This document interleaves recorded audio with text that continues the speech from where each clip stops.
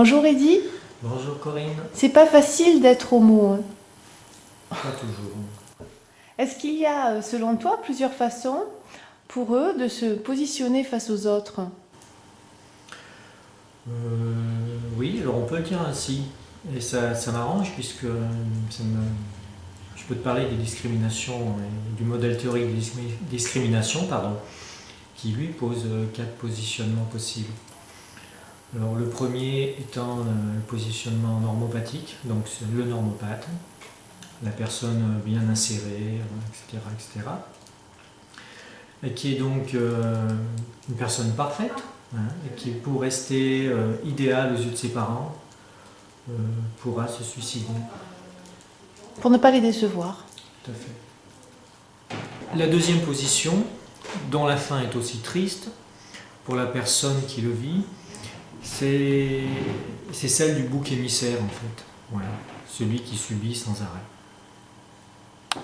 Alors, nous avons ensuite ce qu'on va appeler les caméléons, qui sont des gens qui suivent leurs attirances, mais qui jouent plutôt l'homophobie. Voilà, c'est ce qu'on appelle le position pervers. Par exemple, ça pourrait être un homo très macho qui supporte pas les homos très féminins.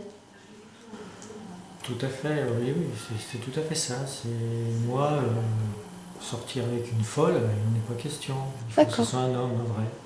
Voilà. Ok, c'est le caméléon. Entre autres. Alors, le dernier qui est un peu mon chouchou, qui est un peu le chouchou de tout le monde, c'est le rebelle. C'est celui qui ne se laisse pas faire, mais qui ne trouve pas toujours de solution, malheureusement. Eh bien, Eddy, je te remercie pour tes réponses très schématiques. J'espère qu'elles seront critiquées et commentées par les personnes qui visionneront cette vidéo. Voilà, mais avec à discrétion tout de même. Je suis très susceptible.